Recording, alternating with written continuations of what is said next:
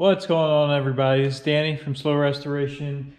We're back in the garage, back to work on this cab. If you saw the video of the S10 doing a burnout and blowing the tire, it was this truck, and we did get a little bit of damage on the back of the cab here. Fortunately, the bed pretty much covers it, but I still can't stand it, so we have to straighten it out. So we have our hammer and dolly down here.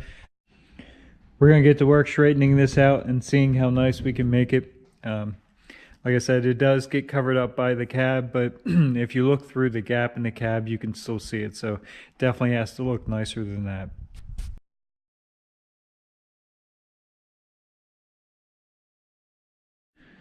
We got that hammered out a bit and ground down. We'll skim that with a coat of filler.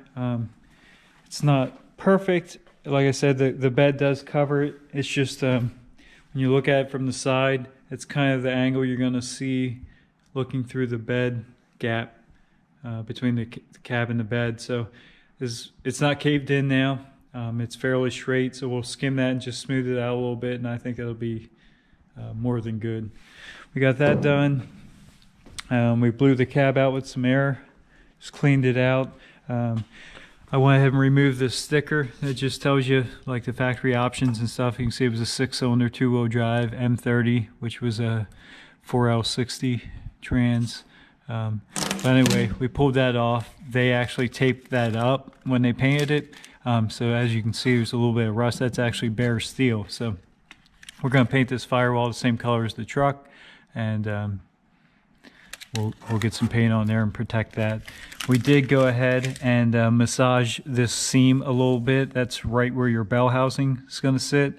And anyone that's pulled a trans on these trucks knows it's kind of hard to reach up through here and get the bell housing bolts. So, you know, with the LS in it, it's probably going to be a little bit more difficult. So we went ahead and massaged that back with the hammer, rolled that back, and give us a little bit more room. So if anybody else has any ideas on modifications to do to the cab, being that it's going to be an LS swap, they did this before and have learned some things to do to make the swap easier to work on down the road, please chime in. Leave it in the comments. Tell me. I'm definitely a fix it now kind of guy while it's apart. We still got a couple more things to do to this. We're going to put the shifter boot on there, line all that up, and mark and cut out for the hole for the shifter. This is an automatic truck, so there is no hole there, so we have to cut that. Like I was saying before, we have to cut the hole for the clutch master cylinder, which is, there's a dimple right here, so that's the center of it. If you look inside, there's the square extra reinforcement where the clutch master cylinder clips into, and we're actually gonna take and flip this cab back on the back and pressure wash the hole underneath, scrub it down good. And I have some I got some spray in bed liner, and we're gonna coat the whole bottom of it with bed liner, and probably do some of this interior too, definitely the back panel, the side, and the roof while we have the headliner out. These things are very tinny sounding. Just rings, and that goes, of course, it's worse with no carpet or no soft material in there, but now's the time to do that too. We're gonna coat the top, like I said, the side panel and the back panel, and definitely the floor of the cab on the underside to protect it from salt and rain. We're probably going to do some of the inside floor too. We'll see how far it goes. I was a little concerned with locating this hole for the shifter, but this boot actually, if you lay it down there, it pretty much locates itself. It's got this cutout or dip in the floor here, comes over, and it actually has 2 dips right here. So this thing pretty much locates itself. If you move it around, it goes exactly in one spot. So we put that down, traced around it. So we have a mark, and we'll just take and we'll just measure around the boot. It looks like roughly 1 inch around and a little bit more in the back. Trace another line and then get this hole cut out. We have the second line marked out. Like I said, we did go in the cab, the original cab. That it was a stick shift and measure. It's roughly a 6-inch by 6-inch hole.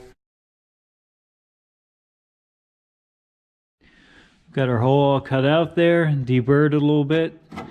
Looks good. Looks just about like original. So definitely enough room for the shifter to come up. We went ahead and cleaned up the floor with the die grinder too. There's a couple small surface rust spots we cleaned out. We got some rust preventative paint in the floors here. That's all sealed up nice. And we did get the hole cut for the clutch linkage. Look at the other side. Clean that up just a little bit more, but that's good. It's got the square. You put your or master cylinder in there and spin it, and it locks right in place. So this is the little time-consuming things that just kind of eat up your time.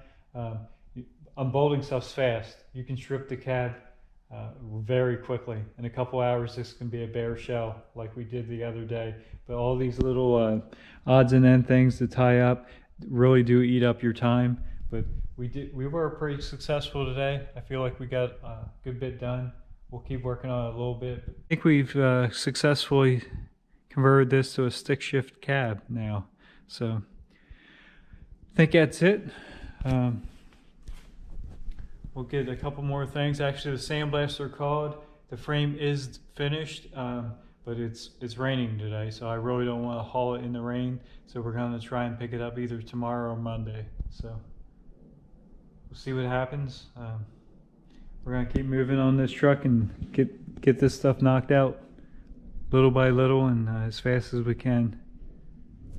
Thanks for tuning in. Have a good day.